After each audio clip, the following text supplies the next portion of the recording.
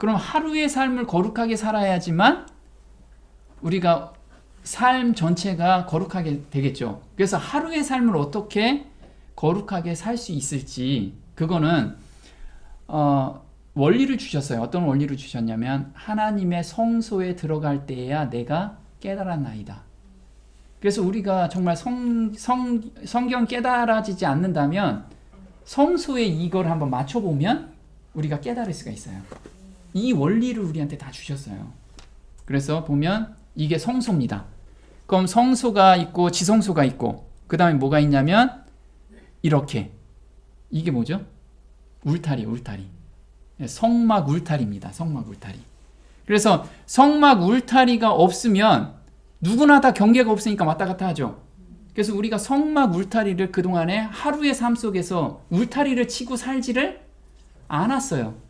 않기 때문에 거룩한 삶을 살지 못하는 거예요. 어떤 때는 거룩한 것 같고 어떤 때는 저 나락에 떨어져 있고 이렇다는 거예요. 근데 정말 이렇게 성막 울타리를 치는 삶을 하루로 시작하게 되면 우리가 항상 거룩한 삶 속에서 삶을 살 수가 있다는 거죠. 그래서 이게 바로 신앙의 울타리예요. 성막의 울타리가 신앙의 울타리라는 거죠. 자, 상번제가 어떤 뜻인지 한번 출애굽기 29장 39절 보겠습니다. 한 어린 양은 아침에 드리고 한 어린 양은 저녁 때에 드릴지며 소제와 전제를 그것과 함께 드려 향기로운 냄새가 되게 하여 여호와께 화제를 삼을지니 이는 너희가 대대로 여호와 회막문에서 늘 드릴 번제라. 내가 거기서 너희와 만나고 내게 말하리라. 내가 거기서 이스라엘 자손을 만나리니 내 영광을 인하여 회막이 거룩하게 될지라. 내가 이스라엘 자손 중에 거하여 그들의 하나님이 되리니. 네, 보면요. 아침과 저녁 그 상번제를 드리는 그곳에 내가 거기서 너희와 만나고 그 다음에 내가 그들 곳에 거하겠다. 그들 중에 거하겠다. 거하는 곳이 거룩한 곳이라고 그랬잖아요. 근데 이게 성막이었지만 지금은 우리 어디예요? 마음이잖아. 너희 마음에 하나님께서 거하신다는 약속이에요. 우리가 이걸 실천하면 하나님께서 우리 마음에 들어오셔서 하루 종일 함께 거하신다는 거예요. 그래서 거룩하게 사는 그 방법을 우리한테 알려준 거예요. 근데 상번제를 드릴 때 어떤 걸 가지고 오라? 소제와 전제를 가지고 오라 그랬어요. 그래서 내 죄를 가지고 아침에 하나님 저 이런 죄 가져왔습니다. 그거는 속죄제하고 속건제일 때 기본적으로 드리는 상번제에서는 그 제물 가져오지 말라고 그랬어요. 그 제물 말고 소제 가져오래요. 소제는 감사의 제사. 소제. 그래서 아침에 가져올 때는 너가 나한테 받은 은혜 있잖아. 너 지난번에 아니면 어제 누구하고 교제할 때 새 마음을 받는 경험했잖아. 왜 그거 감사 가지고 안 와? 감사 가지고 오라는 거예요. 자, 전제는 뭐냐면 헌신의 제사예요. 자, 그 다음에 감사를 받았으면 하나님께 헌신해야 되잖아요. 뭐를 헌신할 거냐? 이걸 지금 하나님께서 물어보시는 거예요. 하나님께서 가장 기뻐하는 일은 나의 마음이 변화된 거. 두 번째는 내 주변 사람이 구원을 받는 거. 그래서 이 번제단 위에다가 너의 헌신 기도를 한번 올려놔봐. 이걸 지금 하나님께서 원하는 거예요. 이 두 가지는 반드시 들어주신다는 거예요. 그럼 우리 정말 헌신할 때 내 가족들, 아직 구원 못 받은 내 가족들 번제단에 올려놓고 매일 아침 기도하면 하나님께서 반드시 들어주신다는 거예요.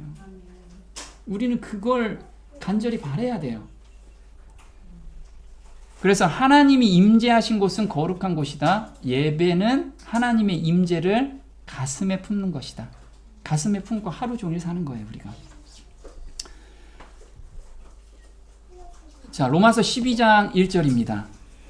너희 몸을 하나님이 기뻐하시는 거룩한 산 제사로 드리라. 이는 너희의 드릴 영적 예배니라.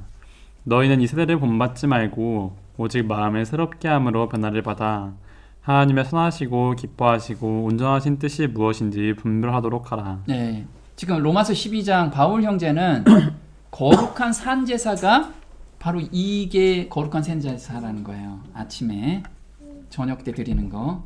어떻게 하는 것이 거룩한 산 제사인가? 지금 불이 붙고 있죠. 불이 붙었어요. 이 불은 사람이 붙였을까요? 네, 하나님이 붙이셨어요. 하나님이. 그래서 레위기 9장 24절 볼게요. 불이 여호와 앞에서 나와 단 위에 번제물과 기름을 사른지라. 네, 불이 하나님께로 나와서 붙였다는 거예요.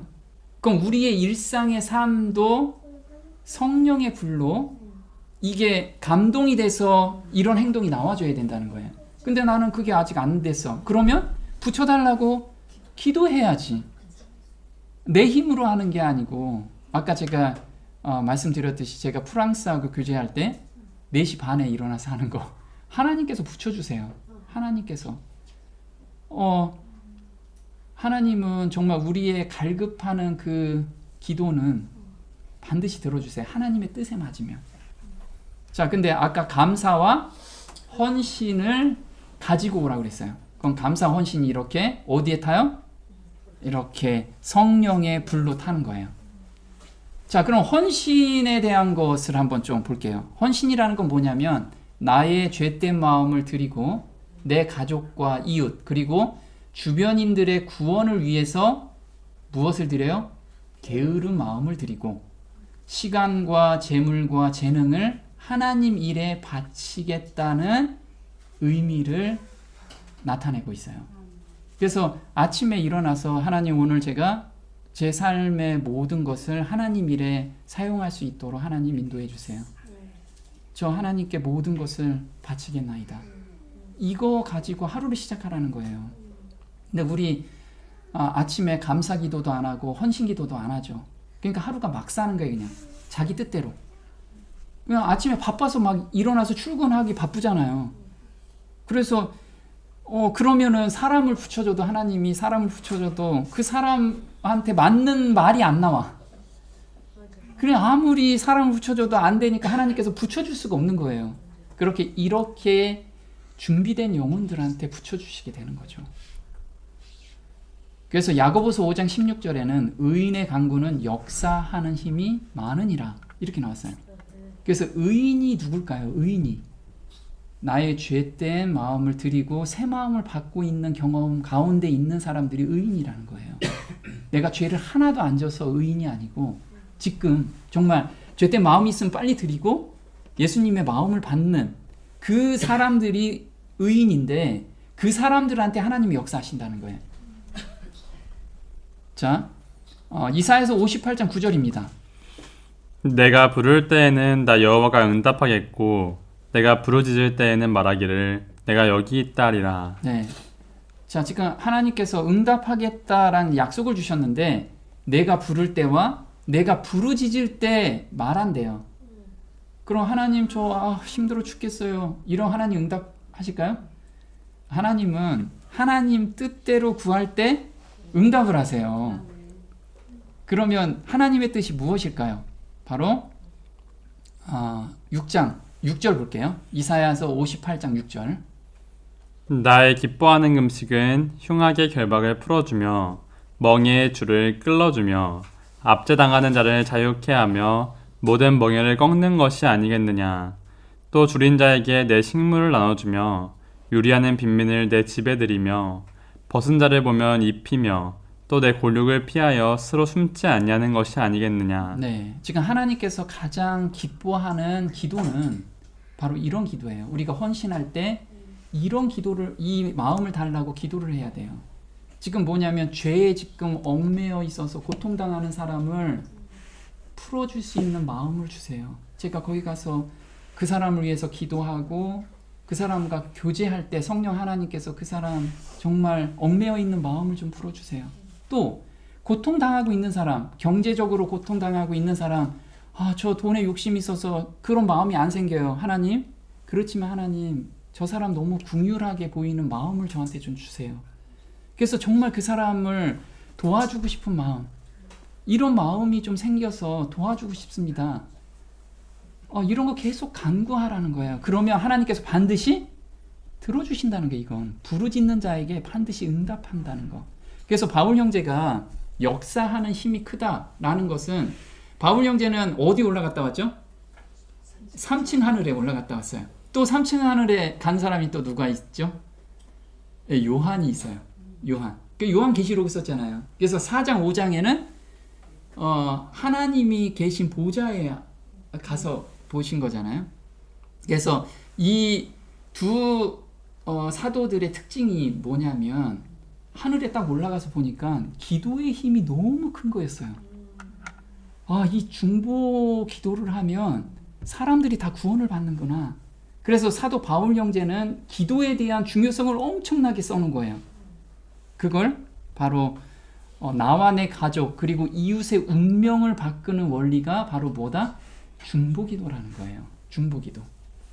그래서 땅에 거하는 자들이 하늘에 거하는 자들로 바뀌어요. 무엇을 통해서? 중보기도를 통해서. 근데 그 기도에 우리가 지난 시간에 한번 공부를 했습니다. 계시록 5장 8절인데 계시록 4장 5장은 어디에 들어가서 본 거냐면 하나님의 보좌 앞에서 이걸 보고 있었던 거예요. 사도 요한이 보좌 앞에서 보고 이걸 기록한 거예요. 보겠습니다. 책을 취하심에 네 생물과 24장로들이 어린 양 앞에 엎드려 각각 검은 고와 향이 가득한 금 대접을 가졌으니 이 향은 성도의 기도들이라. 새 노래를 노래하여 가로되 일찍 죽임을 당하사 각 족속과 방언과 백성과 나라 가운데서 사람들을 피로 사서 하나님께 드리시고 저희로 우리 하나님 앞에서 나라와 제사장을 삼으셨으니 저희가 땅에서 왕노를 타리로다 하더라. 네, 여기서 보면요. 내가 기도하면 그 기도에 뭔가가 가득 채워진다라고 지금 말씀을 한 거예요. 이거는 사도 요한이 본 거예요. 아, 나는 이 지상에서 단순히 기도를 했는데 하나님께 올라가는 기도가 정말 엄청난 사람들의 그 기도와 합쳐져서 하나님께 올라가는구나. 이걸 보고 하나님께서 반드시 들어주시겠구나. 이걸 본 거예요. 그래서 향이 가득한 금대접, 가득하다, 간절한 기도가 지금 합쳐졌다라고 말씀을 드렸고요. 그 다음에 피로 산다라는 거, 운명이 바뀐다는 거예요. 예수님의 피로 샀다라는 것은 예수님의 백성이 돼버린 거예요. 자, 근데 우리가 금대접에 지금 향이 가득 찼죠? 무엇이 찼다고 하냐면 첫 번째, 기도하게 하시는 분이 누구죠? 성령 하나님. 그래서 우리가 간절히 기도하는 것은 성령 하나님께서 내 마음에 역사하고 계시는 거예요. 그래서 우리가 빌 바를 알지 못하지만 성령 하나님께서 나의 저 깊숙한 마음을 드러내 주시는 거예요. 그래서 내가 정말 막 살아도 하나님 저 구원받고 싶어요. 이런 마음이 저 밑에 있으면 성령 하나님께서 그걸 끌어올려 주세요. 내가 지금 우리 가족이 구원을 정말 누군가를 구원을 기도하고 싶어요. 근데 기도가 막 안 나와도 저 밑바닥엔 그게 있잖아. 그걸 성령 하나님께서는 계속해서 이끌어 올려 가신다고요. 그 기도를 기도하게 하시는 성령 하나님께서 그 기도가 합해져요. 그 다음에 기도하는 사람의 그 간절함도 합해지죠. 그 다음에 여기 보면 24장로가 또 합쳐진다 그랬어요. 24장로가 우리의 사는 그 경험을 다 한 사람들이 24장로이기 때문에 우리 마음을 누구보다도 잘 알아요. 그래서 우리가 기도하는 거 마음을 더해서 거기다 얹어 놓습니다. 그리고 천사와 수랍 천사가 간절함이 거기에 또 합쳐져요. 그 다음에 예수님의 간절함이 기도에 합쳐진다고요. 한번 보겠습니다. 순수하게 헌신한 성도의 기도가 하늘에 상달되고 그 기도가 어린 양의 피로 각 족속과 방언과 백성들 가운데 사람들을 사서 하나님께 드리시는 어린 양 사역에 동참한다. 다니엘의 기도는 바벨론 안에 준비된 박사들과 왕과 영혼들을 구원하였다. 네, 다니엘은 이 기도의 원리를 알았기 때문에 바벨론에 있는 왕부터 시작해서 박사들 다 구원을 했어요. 기도를 통해서. 우리도 마찬가지라는 거예요. 동일하게 그대의 간절한 기도는 책을 취하시는 어린 양의 중보 사역에 함께 동참한 네 생물, 이게 스랍천사죠. 그리고 24장로들이 각각 향이 가득한 금대접에 올려진 지상 성소들의 기도가 연합하여 이분들의 기도까지 연합하여 또 일찍 죽임을 당한 어린 양의 피와 또 연합해. 이게 다 더해진다는 거예요. 그대의 간절한 탄원과 중보는 가족, 이웃, 나라를 구한다. 그래서 우리 정말 영혼들을 위해서 기도해야 돼요. 아침에 정말 기도해야 돼요. 그걸 제단에 올려놓고 간절하게. 우리 너무 그걸 등한시하고 있다는 거예요. 그럼 예배는 어디에서 드려야 되는가? 첫 번째는 개인의 마음 성소에서 예배를 드려야 돼요. 자, 고린도전서 3장 16절입니다. 너희가 하나님의 성전인 것과 하나님의 성령이 너희 안에 거하시는 것을 알지 못하느뇨. 네, 그래서 개인 성소에서 이 예배를 드려야 돼요. 두 번째, 가정 성소예요. 가정 성소. 그래서 가정 예배가 반드시 회복이 돼야 돼요. 자, 디모데후서 1장 3절이에요. 청결한 양심으로 주상적부터 섬겨오는 하나님께 감사하고 이 믿음은 먼저 내 외조모 로이스와 내 어머니 유니게 속에 있더니 내 속에도 있는 줄을 확신하노라. 네, 디모데는 가정 예배가 회복된 그 가정에서 어려서부터 자랐어요. 그래서 완전히 믿음에 공고히 쓰게 됐던 거예요. 자, 그 다음에 회중 성소, 우리 교회 성소예요. 여기서 예배가 제대로 회복이 돼야 돼요. 예배가. 볼게요. 내가 그들 중에 거할 성소를 그들을 시켜 나를 위하여 짓되. 네. 그래서 이곳 안에서 그럼 예배가 어떻게 회복되는 거냐? 예배는 하나님이 거할 때 거룩한 곳이라고 말씀을 드렸잖아요. 그럼 이 안에서도 네 거 내 거, 나가 높아지려고 하는 거, 이런 마음들을 온전히 내려놓는 그런 기도와 간구, 또 형제 자매들과 알력이 있고 싸움이 있고 다툼이 있는 것은 내 자아가 올라와 있는 거예요. 그걸 다 드려야 돼요, 우리가. 그게 예배의 회복이라는 거죠. 보겠습니다. 가정은 가족을 위한 성소이며 골방과 가장 궁벽한 곳에 있는 숲은 개인의 예배를 위한 성소이다. 그러나 교회는 회중을 위한 성소이다. 예배하는 시간과 장소와 방법에 관한 규칙들이 있어야 한다. 거룩한 것은 무엇이든지 하나님의 예배에 속한 것은 무엇이든지 부주의하거나 냉담하게 취급되어서는 안 된다. 네, 여기서 보면 가정은 가족을 위한 성소예요. 이게 성소라고 봐야 돼요. 성소. 그 다음에 골방과 그 다음에 숲, 이런 우리 산에 가고 있잖아요. 그건 개인을 위한 성소라는 거예요. 그래서 우리는 정말 개인의 그 장소가 좀 필요해요. 자기가 하나님과 온전히 만날 수 있는 장소. 너무 바쁘게 살면 안 돼. 바쁘게 사는 중에서도 최우선적으로 하나님을 만나는 시간을 꼭 가져야 돼요. 만나는 시간과 만나는 장소 꼭 가지고 가야 된다는 거죠. 자, 예배 회복은 마음의 감동을 입은 자들만 참여하고 이것도 하나님이 이루셔요. 그래서 억지로 예배에 참여할 수가 없어요. 이거 하나님이 감동을 입은 사람만이 가능한 거예요. 그래서 요번에 우리가 5시 반에 시작하는 거기에 참여를 못한다고 해도 본인 스스로는 해야 되고 없으면 정말 하나님께 매달려야 돼요. 이게 신앙의 기초기 때문에 그래요. 신앙의 기초. 자, 학개서 1장 14절이에요.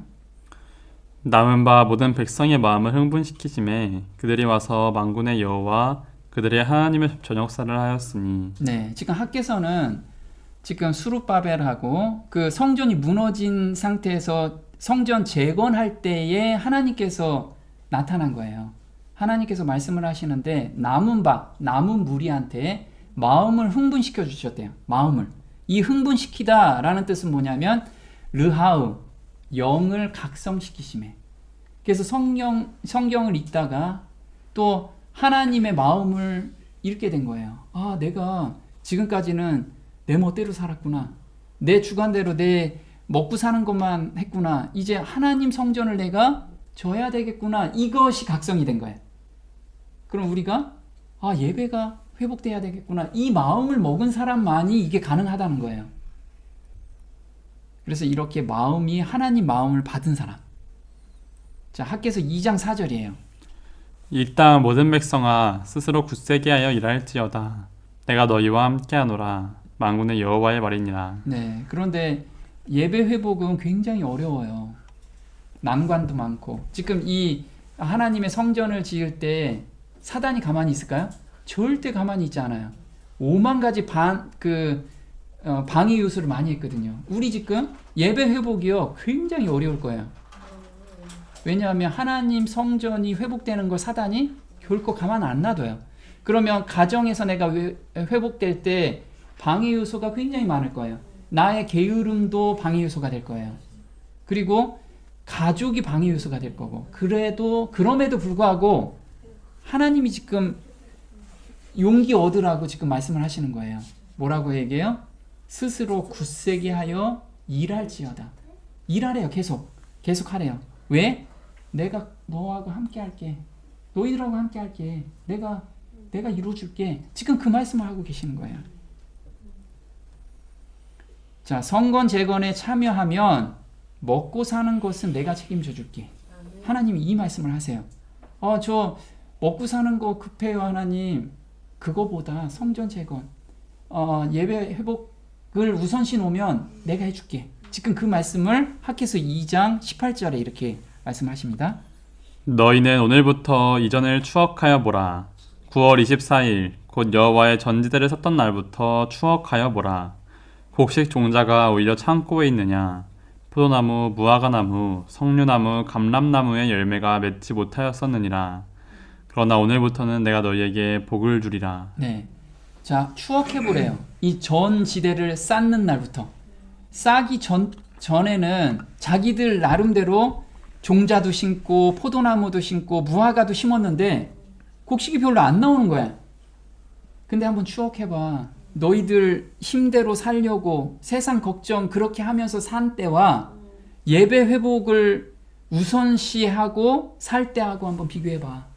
내가 오늘부터, 전을 쌀 때부터, 그때가 언제예요? 우리가 예배 회복을 작심하고 시작할 때부터 한번 돌아보래요. 하나님이 정말 역사가 일어나는지 안 일어나는지 너희들이 한번 경험할 거야. 지금 이 약속을 우리한테 줘요. 오늘부터는 내가 너희에게 복을 주리라. 너무 감사가 되잖아요. 그래서 우린 정말 이 말씀을 믿고 예배 회복이 1순위로 나야 돼요. 하나님은 또 이렇게 말씀하세요. 이사야서 37장 32절. 이는 남는 자가 예루살렘에서 나오며 피하는 자가 시온에서 나올 것임이라. 만군의 여호와의 열심히 이를 이루시리이다. 네, 그래서 예배 회복하는 자가 나온대요. 근데 그 나오게 하시는 것도 하나님께서 감동을 주셔서 나오게 하시는데 거기에 순종하는 자, 그 자는 하나님께서 인도하시는데 만군의 여호와가 이루시리라 라고 말씀하시는 게 아니고 만군의 여호와의 열심히. 하나님이 너무 바쁘셔.